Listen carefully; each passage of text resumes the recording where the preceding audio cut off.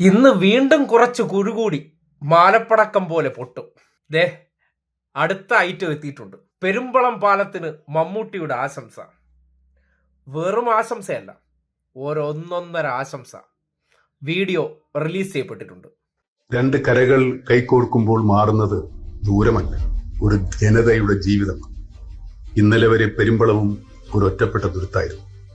അസുഖം വന്നാൽ ആശുപത്രിയിലെത്താൻ വൈകുന്ന ആകുലത, സമയത്തിന് ജോലിക്ക് പോകാൻ കഴിയാത്ത വേവലാതികൾ, ഒരു വിവാഹാലോചന വന്നാൽ പോലും അക്കരെ എന്ന ദൂരം വില്ലനായ നിമിഷങ്ങൾ. ആ കാത്തിരിപ്പുകൾക്കും അവഗണനകൾക്കും ഇപ്പോൾ അറുതിയാവുകയാണ്. എന്റെ നാട് ചെമ്പിന്റെ അക്കരെയായിരുന്നു അരൂക്കുറ്റിയും വടുതലയും പെരുമ്പളവുമൊക്കെ. ഇപ്പോൾ അവയെല്ലാം ഒരു നാടായി. സാധാരണക്കാരന്റെ സങ്കടങ്ങൾക്ക് പരിഹാരമുണ്ടാക്കുന്നതാണ് യഥാർത്ഥ വികസനമെന്ന് ഞാൻ വിശ്വസിക്കുന്നു. ആ പാലത്തിന്റെ ആർച്ചുകളിലെ നിറങ്ങൾ പോലെ ഇനി പെരുമ്പളത്തുകാരുടെ ജീവിതത്തിലും മഴവില്ലഴക് വിരിയട്ടെ. കെട്ടിനിന്ന ജീവിതം ഇനി ഒഴുകിത്തുടങ്ങും, പുതിയ വേഗത്തിൽ, പുത്തൻ നിറങ്ങളോടെ. എന്റെ ഹൃദയം നിറഞ്ഞ ആശംസ.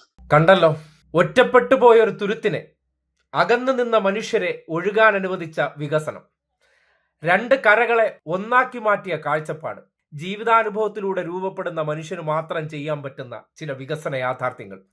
അത് യാഥാർത്ഥ്യമാകുമ്പോൾ മമ്മൂട്ടിക്ക് രണ്ടിലൊന്ന് ആലോചിക്കേണ്ടി വന്നില്ല.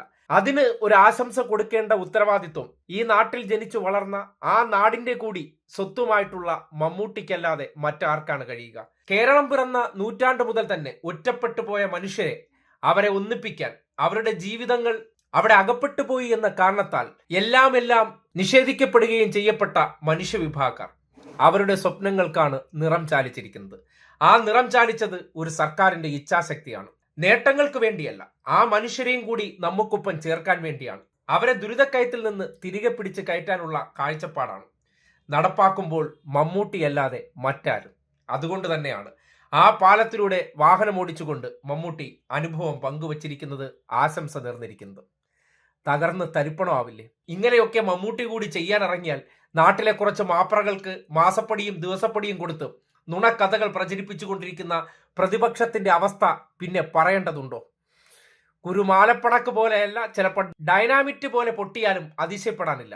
മിനിങ്ങാന്ന് മോഹൻലാൽ, ഇന്നലെ വേടൻ, ഇന്നിപ്പോ മമ്മൂട്ടി. എന്ത് വേണം?